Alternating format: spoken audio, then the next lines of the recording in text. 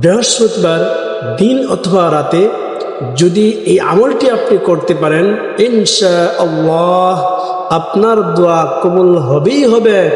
যতক্ষণ পর্যন্ত কবুল না হবে আল্লাহ তাআলার আরশ পর্যন্ত কেঁপে যাবে। আজকের এই আমলটি প্রথম থেকে শেষ পর্যন্ত সবাইকে দেখার অনুরোধ হল এবং সবাই দেখে আমল করে দোয়া করবেন। ইনশাআল্লাহ আপনার সেই আমল করে যদি দোয়া করতে পারেন অবশ্যই আপনার দোয়া আল্লাহ তাআলা রাব্বুল আলামিন কবুল করবেন। যদি কোনো ব্যক্তি বৃহস্পতিবার দিন অথবা রাত্রে এই আমলটি করতে পারেন, আল্লাহ পাক রব্বুল আলামিন তার দোয়া কবুল করে নেবেন।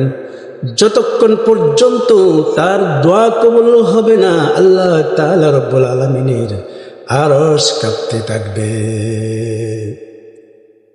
বৃহস্পতিবার দিন অথবা রাত্রে যদি আপনি আমলটি করতে পারেন, আপনার দোয়া ফিরিয়ে দেওয়া হবে না, আপনার দোয়া কবুল হবে 100%, তাতে কোনো সন্দেহ নাই। আপনি যে কোনো সময় 2 রাকাত নামাজ পড়ে আল্লাহর কাছে যার যার করে চাইবেন, এই দোয়াটি পরে 11 বার দোয়াটি পাঠ করবেন। আর এই দোয়াটি 11 বার পাঠ করার পর আল্লাহর কাছে যা চাইবেন আল্লাহ তাআলা আপনাকে তাই দিবেন। প্রথমত আপনি সুন্দর করে ওযু করবেন। নবী করিম সাল্লাল্লাহু আলাইহি ওয়াসাল্লাম বলেছেন, যদি কোনো ব্যক্তি সুন্দর করে ওযু করে, আল্লাহ তাআলার হুকুম নবীর সুন্নত তরিকায় ওযু করার পর যদি কোনো ব্যক্তি এই কালিমায়ে শাহাদাত পাঠ করে, ওই ব্যক্তির জন্য জান্নাতের 8টি দরজা খুলে দেওয়া হয়। সুবহানাল্লাহ। যদি কোনো ব্যক্তি উত্তম রূপে ওযু করার পর কালিমায়ে শাহাদাত পাঠ করে, আল্লাহ পাক রব্বুল আলামিন তার জন্য জান্নাতের 8টি দরজা খুলে দেন। সুবহানাল্লাহ। কালিমায়ে শাহাদাত আশহাদু আল্লা ইলাহা ইল্লাল্লাহ ওয়াহদাহু লা শারীকা লাহু ওয়া আশহাদু আন্না মুহাম্মাদান আবদুহু ওয়া রাসূলুহু। এই বাক্যগুলা, এই কালিমায়ে শাহাদাত যদি ওযু করার পর আপনি পাঠ করেন, আপনার জন্য জান্নাতের 8টি দরজা খুলে দেওয়া হবে। সুন্দর করে ওযু করে কালিমায়ে শাহাদাত পাঠ করবেন। 2 রাকাত নফল নামাজ আপনি আদায় করবেন। 2 রাকাত নফল নামাজ আপনি যেরকম ভাবে নফল নামাজ আদায় করেন ওইরকম ভাবে 2 রাকাত নফল নামাজের নিয়ত করবেন। নিয়ত করে আল্লাহ পাক রব্বুল আলামিনকে হাজির নাজির জেনে নামাজে দাঁড়িয়ে যাবেন। নামাজে দাঁড়িয়ে যাবেন, আল্লাহু আকবার বলে আপনি নামাজে দাঁড়িয়ে যাবেন। আল্লাহ পাক রব্বুল আলামিনকে হাজির নাজির জেনে 2 রাকাত নফল নামাজের নিয়তে আপনি দাঁড়িয়ে যাবেন। নফল নামাজের মধ্যে আপনি যে কোনো সূরায় পাঠ করতে পারেন, আপনার যা মন চাই তাই পাঠ করতে পারেন।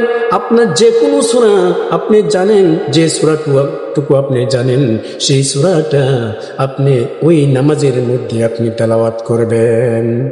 2 রাকাত নামাজের পর, 2 রাকাত নফল নামাজের পর আল্লাহ পাক রব্বুল আলামিনকে সন্তুষ্ট করার জন্য আল্লাহ তাআলা রব্বুল আলামিনের বিভিন্ন তাসবিহ তাহলিল আপনি পাঠ করবেন।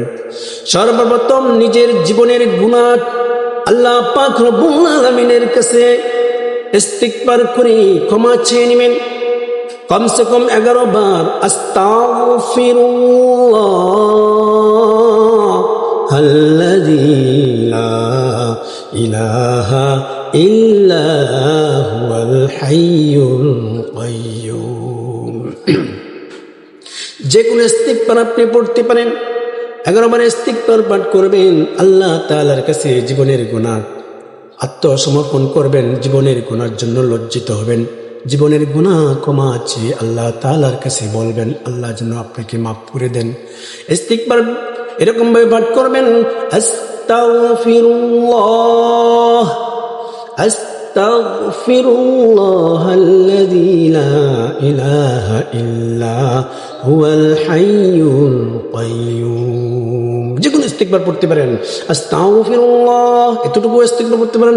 আস্তাগফিরুল্লাহ ইন্নাল্লাহা গফুরুর রহিম। আস্তাগফিরুল্লাহ পড়বেন প্রথমত। দ্বিতীয়ত, আল্লাহ পাক রব্বুল আলামিনের হাবিব নবী করিম সাল্লাল্লাহু আলাইহি ওয়াসাল্লামের উপর আপনি দুরূদ শরীফ পাঠ করবেন মুহাব্বত নিয়ে, অন্তরে মুহাব্বত নিয়ে আমার নবীর উপর আপনি দুরূদ শরীফ পড়বেন মন থেকে। আমার মায়ের নবী রাহমাতুল্লিল আলামিনের উপর আপনি দুরূদ শরীফ পাঠ করবেন। যে কোনো দুরূদ শরীফ পাঠ করতে পারেন। দুরূদ ইব্রাহিম পাঠ করলে সবচেয়ে উত্তম। দুরূদ ইব্রাহিম আমি আপনাদের সম্মুখে একবার পাঠ করে দিচ্ছি, আপনারা শিখে নেবেন। আল্লাহুম্মা সাল্লি আলা মুহাম্মাদিন ওয়া আলা আলি মুহাম্মাদ কামা সাল্লাইতা আলা ইব্রাহিম ওয়া আলা আলি ইব্রাহিম ইন্নাকা হামিদুম মাজিদ।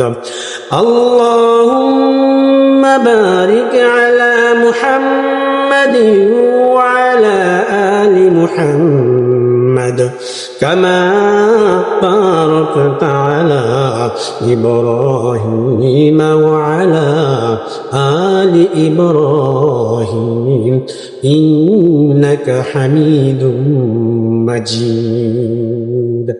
আপনারা যে দুরূদ শরীফ পড়েন সেটাই পড়বেন সাল্লাল্লাহু আলাইহি ওয়াসাল্লাম। আপনি এতটুকু দুরূদ শরীফ আপনি পাঠ করতে পারেন, তবে 11 বার পাঠ করবেন। দ্বিতীয়বার আপনি প্রথম অবস্থায় আল্লাহ তাআলার কাছে ইস্তিগফার পাঠ করবেন, ক্ষমা চাইবেন। দ্বিতীয়বার আল্লাহ পাক রব্বুল আলামিনের হাবিব নবী করিম সাল্লাল্লাহু আলাইহি ওয়াসাল্লামের উপরে আপনি অন্তর থেকে ভালোবেসে দুরূদ শরীফ পাঠ করবেন। যে কোনো দুরূদ শরীফ হতে পারে, যে কোনো দুরূদ শরীফ আপনার জানা আছে সেই দুরূদ শরীফ আপনি নবী করিম সাল্লাল্লাহু আলাইহি ওয়াসাল্লামের উপরে কি করবেন? পাঠ করবেন। তারপরে এই ছোট্ট দোয়াটি 11 বার পাঠ করবেন। এই দোয়াটি যদি আপনি 11 বার পাঠ করেন, আল্লাহ পাক রব্বুল আলামিন আপনার মনের আশা বাসনা আপনার দোয়া কবুল করবেন। ততক্ষণ পর্যন্ত আল্লাহ তাআলার আরশ কাঁপতে থাকবে যতক্ষণ পর্যন্ত দোয়া কবুল না হয়। সেই দোয়াটি 11 বার পাঠ করবেন। লা ইলাহা ইল্লাল্লাহ, 11 বার।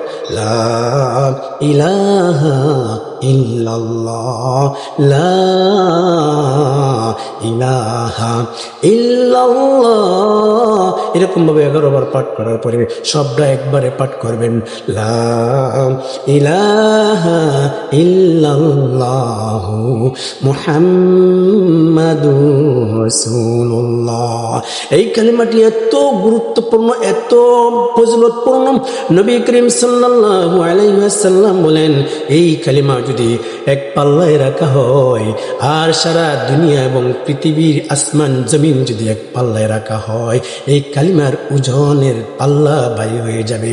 মুসা কালিমুল্লাহ আল্লাহ পাক রব্বুল আলামিনের কাছে বলল, হে আল্লাহ আমার রব, আমাকে এমন একটি বাক্য শিখিয়ে দিন যে বাক্যটি অন্য কাউকে শেখার নাই, আমি আপনাকে সেই বাক্য ধরে যেন রাখতে পারি।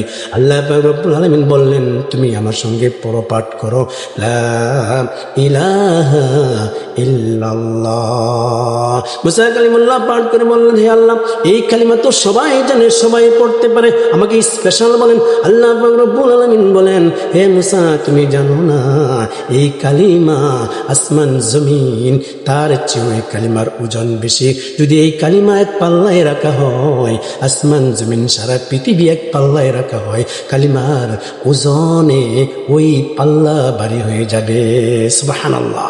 এই কালিমাটা আপনি 11 বার পাঠ করবেন। এই কালিমা যতক্ষণ পর পাঠ করবেন ততক্ষণ পর্যন্ত আল্লাহর আরশ কাঁপতে থাকবে দোয়া কবুল হওয়ার আগ পর্যন্ত। এই জন্য ভাই দোস্ত বুজুর্গ, একবার আপনি আমলটি করে দেখেন, আপনার মনের আশা বাসনা, আপনার দোয়া আল্লাহ পাক রব্বুল আলামিন কবুল করে নেবেন। এরপরে আবার আস্তাগফিরুল্লাহ পাঠ করবেন, আবার দুরূদ শরীফ পাঠ করবেন, যে কোনো দুরূদ শরীফ পাঠ করবেন। তারপরে আল্লাহ পাক রব্বুল আলামিনের কাছে দুই হাত তুলে আল্লাহ পাক রব্বুল আলামিনের কাছে এভাবে দোয়া করবেন। দুটি হাত তুলে এরকম ভাবে আল্লাহ পাক রব্বুল আলামিনের কাছে দুটি হাত তুলে দোয়া করবেন। সর্বপ্রথম আল্লাহ পাকের সিফাতি নামগুলো আপনি যুগে যুগে পাঠ করবেন। আল্লাহুম্মা আনতাস সালাম ওয়া মিনকাস সালাম তাবারাকতা ইয়া যাল জালালি ওয়াল ইকরাম, ইয়া যাল জালালি ওয়াল ইকরাম।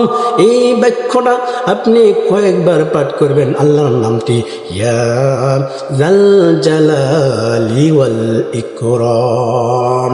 তারপরে আপনার মনের যে চাওয়া, যে পাওয়া, যে আশা, সেই আশা নিয়ে আল্লাহ তাআলা রব্বুল আলামিনের কাছে আপনি পেশ করবেন। যতক্ষণ পর্যন্ত আপনার দোয়া কবুল না হবে ততক্ষণ পর্যন্ত আল্লাহ তাআলার আরশ কাঁপতে থাকবে। আপনার চোখের পানি জোর জোর করে ছেড়ে দিয়ে মনের আশা আপনি আল্লাহ তাআলা রব্বুল আলামিনের কাছে চাইবেন এবং বলতে থাকবেন। আল্লাহ তাআলা আপনার দোয়া অবশ্যই কবুল করে নেবেন। এইরকম ভাবে যদি আপনি আমল করতে পারেন, ইনশাআল্লাহ অবশ্যই আপনার দোয়া আপনার কবুল হবেই হবে। আপনার মনের আশা, মনের বাসনা, আপনার যা চাওয়া আল্লাহ রাব্বুল আলামিন কবুল করে নেবেন ইনশাআল্লাহ। দিনী ভাই ও বোনেরা সবাই এই আমলটি করার চেষ্টা করবেন।